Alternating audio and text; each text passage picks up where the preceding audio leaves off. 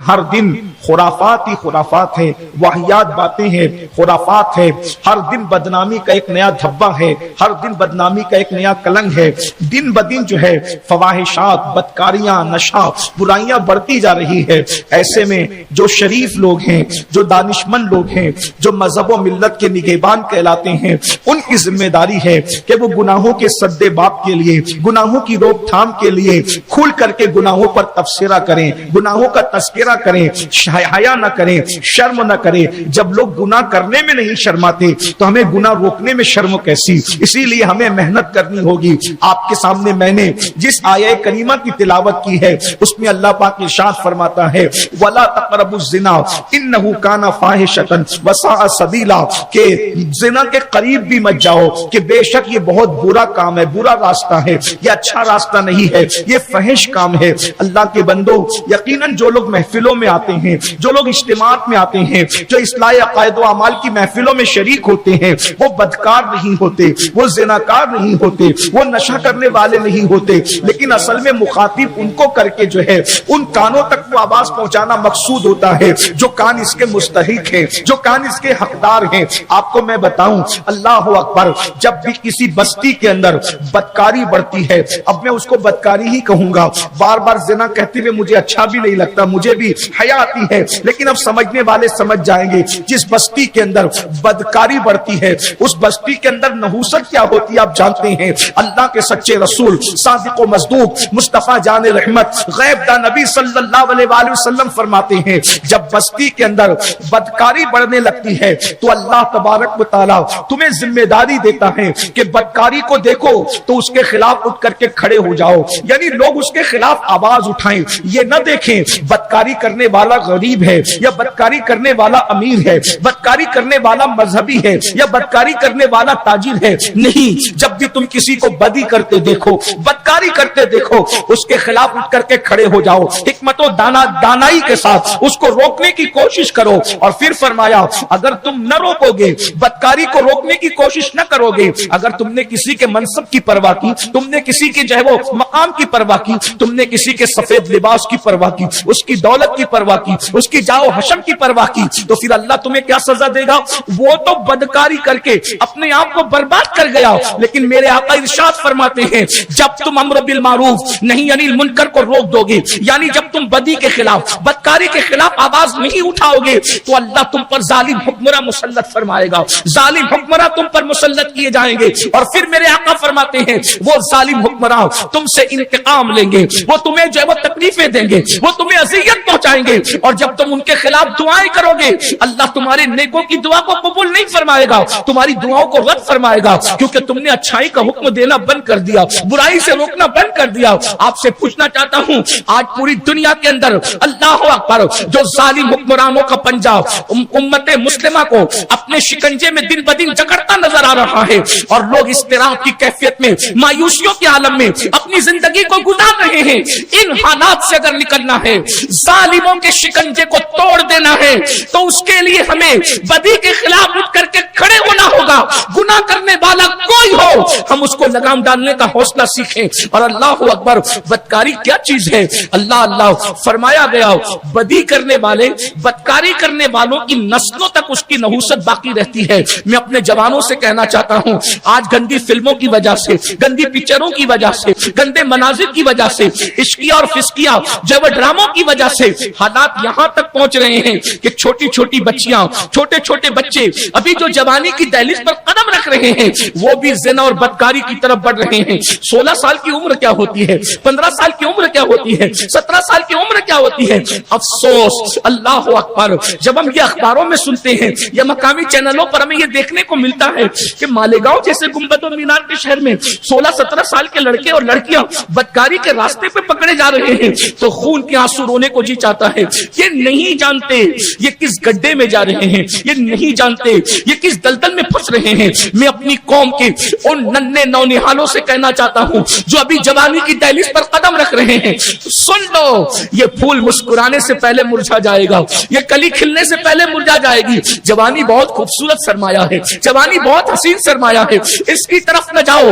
اللہ اکبر، یہ وہ چیز ہے، ایک زنا نے حضرت موسیٰ کے 70,000 لوگوں کو ایک لمحے میں موت کے گھاٹ اتار دیا. زنا وہ ہے اللہ کے سچے رسول صادق و مصدوق مصطفیٰ کریم صلی اللہ علیہ وآلہ وسلم ارشاد فرماتے ہیں جب بھی کوئی مرد یا عورت زنا کرتے ہیں, بدکاری کرتے ہیں, 3 مصیبتیں انہیں دنیا میں آتی ہیں اور 3 مصیبتیں انہیں آخرت میں آئے گی. اس طرح وہ 6 مصیبتوں میں گرفتار ہوں گے. یہ آخرت کا ذکر ہے. سب سے پہلی مصیبت جو دنیا کی ہے, اللہ چہرے سے خوبصورتی اٹھا لے گا, اللہ چہرے سے حسن اٹھا لے گا. بہت سارے لڑکے اور لڑکیاں آج بیوٹی کے چکر میں ہیں. خوبصورتی سب کو چاہیے, حسن سب کو چاہیے, جمال سب کو چاہیے, لیکن بدکاری کرنے والوں کاسمیٹک آئٹم کتنا ہی استعمال کر لو, وہ جو قدرت کی طرف سے بیوٹی ہے, ایک مرتبہ زنا کی نحوست کی وجہ سے جب یہ چھین لی جائے گی, دنیا کی کوئی طاقت عطا نہیں کر سکتی. وہ ایک الگ چیز ہے جسے خدا کا نور کہتے ہیں, وہ ایک الگ چیز ہے جسے خدا کا جمال کہتے ہیں, وہ ایک الگ چیز ہے جو خدا کے انوار اور تجلیات کہلاتے ہیں. ایک بات بتاؤں, پاک دامنی کا حسن وہ ہے کہ حوریں اس کے سامنے کم حسین لگتی ہے. آپ کو پتا ہے سیدہ حوا رضی اللہ تعالیٰ عنہ اتنی خوبصورت تھی کہ حوران جنت کا حور حوا کے حسن کے سامنے ہلکا معلوم ہوتا تھا. اور یہ بھی فرمایا گیا کہ جو دنیا کی عورتیں ہیں جنہوں نے بدکاری سے اور بدی سے اپنے آپ کو بچا رکھا ہے, جب وہ جنت میں جائے گی تو حوروں سے زیادہ خوبصورت نظر آئے گی, اس لیے کہ ان کے پاس وہ حسن اللہ عطا کرے گا, تقوی کا حسن, پرہیزگاری کا حسن, گناہوں سے بچنے پر ان کو جو انعام عطا کیا جائے گا. اور ظاہر سی بات ہے اللہ اکبر, جو بدکاری کریں گے انہیں جنت ملے گی ہی نہیں, کیونکہ اللہ نے جنت کے دروازوں پہ یہ لکھ رکھا ہے کہ ہم نے بدکاری کرنے والوں کے لیے جنت کی خوشبو کو بھی حرام کر دیا ہے. وہ تو جنت کی خوشبو بھی نہیں پائیں گے, بہت دیر تک اور بہت دور تک بھگتنے والا عذاب ان کے سر پہ ہوگا. اللہ اکبر. اللہ کے رسول صلی اللہ علیہ وآلہ وسلم فرما رہے ہیں بدکاری کرنے والا مرد ہو یا عورت, پہلی چیز ان کے چہروں سے اللہ اپنا نور چھین لیتا ہے. کبھی جا کر آئینے میں دیکھنا غیر مسلموں کے چہروں میں اور تمہارے چہروں میں بدکاری کرنے والوں کوئی فرق نظر آتا ہے؟ کتنی محنت کرتے ہو, مہنگا سے مہنگا کاسمیٹک آئٹم آپ استعمال کرو, کوئی استعمال کرو, 2-4 گھنٹے سے زیادہ اس کا اثر نہیں رہتا, منہ دھلا اور اثر ختم ہو گیا. لیکن اللہ اکبر, جن کے دلوں میں اللہ کی خشیت ہے, جن کے دلوں میں اللہ کا خوف ہے, جن کا دامن پاک ہے, وہ زمین پر بھی چمکتے ہیں, وہ جنازوں میں بھی چمکتے ہیں, اور قیامت میں بھی اللہ ان کے چہروں کو چاند کی طرح روشن فرمائے گا, منور فرمائے گا. اس لیے یاد رکھو یہ دنیا ہے. اور پھر اس کے بعد دوسری چیز میرے آقا فرماتے ہیں, پہلی مصیبت بدکاری کرنے والوں کے لیے ہے کہ اللہ ان کے چہرے سے نور اور حسن اٹھاتا ہے. دوسری چیز کہ اللہ ان کی روزی کو تنگ کر دیتا ہے, اللہ ان کی روزی کو گھٹا دیتا ہے. آج دولت کے نشے میں, آج مال کے نشے میں یہ لڑکے اور لڑکیاں جوانی کے نشے میں بدکاری کی طرف بڑھ رہے ہیں. غریب کر دیے جاؤ گے, مفلس کر دیے جاؤ گے, غربت مسلط کر دی جائے گی. اور تیسری چیز فرمایا اللہ ان کو ذلیل کرے گا, رسوا کرے گا. جس کو خدا ذلیل کرے اسے دنیا کی کوئی طاقت عزت نہیں دے سکتی. میرے پیارے جوانوں, میری پیاری بچیوں, تم سیدہ فاطمہ الزہرا کی کنیز ہو, تم سیدہ خدیجہ الکبریٰ کی کنیز ہو, تم سیدہ عائشہ صدیقہ کی کنیز ہو. ان کی زندگیاں تو دیکھو. اللہ اکبر. مگر یہاں سرپرستوں کو میں کہنا چاہتا ہوں, دراصل آج سرپرست بہت ماڈرن بن رہے ہیں, بڑے روشن خیال بن رہے ہیں. لعنت ہے اس روشن خیالی پر. وہ روشن خیالی نہیں ہے بلکہ یہ تو انتہائی ڈارک فکر ہے, یہ تو بدترین فکر ہے کہ کوئی اپنی بیٹی کو آوارہ گردی کرنے کی اجازت دے دے, آپ بے پردگی کی اجازت دے دو. اللہ اکبر. یہ جو کیس روزانہ سننے میں آتے ہیں, وہ فلاں کی بچی کے ساتھ ایسا ہو گیا, اس کے ساتھ چھڑکھانی ہو گئی, وہ بھاگ کر کے چلی گئی, اس پہ ماں باپ خون کے آنسو روتے ہیں. ظالموں, تم نے حالات ایسے کیوں پیدا کیے کہ تمہاری بچی پہ کوئی ہاتھ ڈالے؟ میں پوچھنا چاہتا ہوں, آپ مجھے بتائیں, جب آپ قربانی کا بچڑا اکیلا گلی میں پھرنے نہیں دیتے, توجہ فرمائے, جب تم 50,000 کا قربانی کا بچڑا گلی میں اکیلے پھرنے نہیں دیتے تو بیٹی کو اکیلے اسکول کیسے جانے دیتے ہو؟ تم بیٹی کو مدرسہ اکیلے کیسے جانے دیتے ہو؟ اس کا مطلب تمہاری فکر میں اتنی گندگی آ گئی ہے کہ 50,000 کا بچڑا اکیلا نہیں چھوڑو گے, اور تم جو ہے اپنی بیٹیوں کو اکیلے چھوڑ رہے ہو. خدا کی عزت کی قسم, ایک مومن بیٹے کی عزت کو اللہ کے رسول نے کعبے سے بلند فرمایا. جس کی عزت کعبۃ اللہ سے بلند ہو, پھر وہ بیٹیاں اکیلے کیوں بازار جا رہی ہیں؟ وہ بیٹیاں اکیلے اسکول کیسے جا رہی ہے؟ وہ بیٹیاں اکیلے کالج کیسے جا رہی ہے؟ اگر تمہیں پڑھانا ہی ہے تو باپ کو قربانی دینی پڑے گی, بھائی کو قربانی دینی پڑے گی. آبرو بچانا ہے تو کالج کے زینے تک ہمیں پہنچانا ہوگا, اور کالج کے زینے سے اپنی بچی کو اٹھانا ہوگا. لوگ کہتے ہیں نہیں مجھے اپنی بیٹی پہ بہت بھروسہ ہے. بھائی بیٹی پہ بھروسہ ہے, ظالم ماحول پہ بھی تمہیں بھروسہ ہے. میں پوچھنا یہ چاہتا ہوں کیا ہماری بیٹیوں کا تقوی امہات المومنین کے تقوی سے بڑھ کر ہے؟ مجھے بتائیں، ہماری عورتوں کا تقوی رسول اللہ کی بیویوں سے بڑھ کر ہے؟ جن کے لیے قرآن میں آیت تطہیر نازل کی گئی ہو وہ رسول اللہ کی بیویاں ہیں، وہ رسول اللہ کی بیٹیاں ہیں، وہ رسول اللہ کا خاندان ہے۔ جو آیت تطہیر ہے نا، انما یرید اللہ لیذھب عنکم الرجس اہل البیت ویطہرکم تطہیرا، ذرا میں بہت بڑی بات کہنے چاہ رہا ہوں، بہت بڑی بات کہنے جا رہا ہوں، لیکن توجہ سے سننا۔ جو نبی کی بیویاں ہیں، بہت حیا کے پردے میں ایک مقدمہ رکھنا چاہتا ہوں، جو نبی کی بیویاں ہیں وہ کتنی پاک اور پوتر ہے۔ نبی کی بیویاں، کیونکہ منبر پہ بولنے میں تھوڑا سا جھجک بھی ہوتی ہے، مگر کسی چیز کو بہت حیا کے پردے میں سمجھانا مشکل بھی ہوتا ہے، اللہ کرے سمجھ جاؤ۔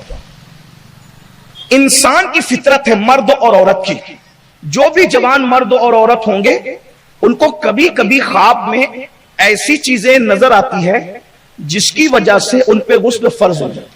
اس سے زیادہ حیا کے پردے میں اب میرے پاس کوئی جملہ نہیں ہے، بزرگوں سے معافی چاہتے ہوئے، لیکن یہ ہر مرد کے ساتھ، یہ ہر عورت کے ساتھ، ہفتہ ہو، 15 دن ہو، مہینہ ہو، 2 مہینہ ہو، سال 2 سال، کتنا بھی ہو، کوئی ولی ہو، قطب ہو، ابدال ہو، زندگی میں 1 بار 2 بار 4 بار سب کے ساتھ یہ مسئلہ پیش آتا ہے، کیونکہ شیطان اس کو خواب میں ایسے مناظر دکھاتا ہے جس سے اس کی پاکی قائم نہیں رہ پاتی۔ اتنا سمجھ میں آ گیا، بہت حیا کے بعد۔ لیکن جن عورتوں کو رسول اللہ کی بیوی بنانے کے لیے اللہ نے منتخب کیا، اب سمجھنا ان کی پوترتا کو دیکھو، جو حضور کی بیویاں ہیں، جن عورتوں کا انتخاب کیا کہ یہ اب آئندہ کبھی نبی کے نکاح میں جائے گی، ابھی گئی نہیں ہے، ابھی نبی کے نکاح میں گئی نہیں ہے، جانے والی ہے، تو جانے والی ہے تو تو کیا لکھا تو ان کی قسمت میں اللہ نے نا کہ اب یہ نبی کی بیوی بنے گی، تو ان کو خواب میں بھی کبھی ایسا خواب نظر نہیں آتا جس سے وہ خواب میں بھی ناپاک ہو جائے۔ یعنی بیویوں، نبی کی بیویوں کی پاکیزگی کا عالم، یعنی وہ یہ جس کو کہتے ہیں نا کہ وہ خواب میں بھی کبھی گندگی نہیں دیکھتی، یہ نبی کی بیویاں ہیں۔ قرآن کہتا ہے یا نساء النبی لستن کاحد من النساء، اے نبی کی عورتوں تم عام عورتوں کی طرح نہیں ہو، کیونکہ تم نبی کی بیویاں ہو۔ جن کے گھر میں جبریل اجازت کے بغیر نہیں آتے، جو خواب بھی کبھی گندا نہیں دیکھ سکتی، غور کریں، یہ ان کی پوترتا ہے، ان کی پاکیزگی ہے، یہ ان کی عظیم جو ہے اللہ پر رسول اللہ سے نسبت کی لاج رکھی جا رہی ہے کہ نبی کی بیویاں کبھی خواب میں بھی برا خواب نہیں دیکھتی، یہ نبی کی بیویوں کی پاکیزگی ہے۔ اب ان بیویوں کے لیے رسول اللہ کی غیرت کیا ہے وہ دیکھ لیں ذرا، ان بیویوں کے لیے رسول اللہ کی غیرت کیا ہے۔ ام المومنین ام سلمہ اور ام المومنین حضرت میمونہ دونوں رسول اللہ کے پاس بیٹھی ہوئی ہیں۔ دھیان دینا، جو گھروں کو آگ لگ رہی ہے نا تو گھر کے چراغ سے لگ رہی ہے، یہ ہماری بدتمیزیاں ہیں، یہ ہماری کوتاہیاں ہیں، یہ جو آبروؤں کا سودا ہو رہا ہے یوں ہی نہیں ہو رہا ہے، یہ دیوسیت کی وجہ سے ہو رہا ہے۔ اللہ کے رسول علیہ السلام کے پاس حضور کی بیویاں جلوگر ہیں، اور کون سی بیویاں آپ سن چکے جن کے گھر میں بے اجازت جبرائیل آتے، کیونکہ ہمارے یہاں اہل بیت کا مفہوم اولاد پر بھی ہے اور ازواج پر بھی، ہم نبی کی بیویوں کو بھی اہل بیت مانتے ہیں، ہاں، کیونکہ جب ہماری بیویاں ہماری گھر والی ہیں تو نبی کی بیویاں نبی کی گھر والی کیوں نہیں ہیں، ہے نا؟ گھر والوں ہی کو تو اہل بیت کہتے ہیں۔ اگر نبی کی بیویاں اہل بیت نہیں ہیں تو پھر اہل بیت ہے کون؟ یہ ایک الگ بحث ہے۔ کچھ ظالم ایسے ہیں دائیں بائیں سے سن رہے ہوں گے کہ ام المومنین عائشہ صدیقہ کے بغض میں ساری بیویوں کو اہل بیت سے خارج کرنا چاہتے ہیں، تو میں کہتا ہوں حضرت عائشہ ہی خارج نہیں ہوتی بیویوں کے خارج ہونے سے، سیدہ فاطمہ کی سگی امی جان سیدہ خدیجہ بھی اہل بیت سے خارج ہوتی ہے۔ اس لیے ذرا سوچ کر، یہ بھی خیال لوگوں کو رہے میں کہاں کیا کہہ رہا ہوں، وہ سمجھنے والے سمجھ رہے ہیں۔ تو حضور کی بیویاں بھی اہل بیت ہیں، بلکہ اسی کانسیپٹ میں انما یرید اللہ آئی ہے۔ اب بات آگے، ام المومنین ام سلمہ اور میمونہ دونوں بیٹھی ہوئی ہیں، ایسے میں نابینا صحابی آتے ہیں عبداللہ ابن ام مکتوم، اللہ کے رسول دونوں بیویوں کو کہتے ہیں پردہ کرو۔ اگر بیٹیاں بھاگ رہی ہے، بچیوں کے ساتھ چھیڑخانیاں ہو رہی ہے، تو اس پہ کنٹرول کون کرے گا؟ لوگ آوارہ ہیں تو ہم کنٹرول کون کرے گا؟ ہمیں کرنا ہوگا۔ اللہ کے رسول ان پاک بیویوں کو جن سے جبریل بھی حیا فرمائے، جن کا لحاظ جبریل بھی کرے، فرشتے جہاں پروں کو سمیٹ لیں، جبریل جہاں اجازت کے بغیر نہ آئیں، جن کے لیے انما یرید اللہ آئے، جن کو کہا جائے اے نبی کی بیویوں تم عام عورتوں کی طرح نہیں ہو جو خواب میں بھی کبھی گندا ماحول نہ دیکھ سکے، ایسی پاک بیویوں سے اللہ کے رسول فرما رہے ہیں ان سے پردہ کرو، پردہ کرو۔ تو بیویوں نے پوچھا حضور کس سے پردہ کریں؟ تو حضور نے اشارہ کہ ان سے کرو، یعنی عبداللہ ابن ام مکتوم سے کرو۔ تو بیویوں نے عرض کی حضور یہ تو نابینا ہے، نابینا سے کیسے پردہ کریں؟ تو اللہ کے رسول فرماتے یہ نابینا ہے نا، تم تو بینا ہو، مجھے بتائیں اتنی پاک بیویوں کے لیے پردے کا یہ اہتمام ہے۔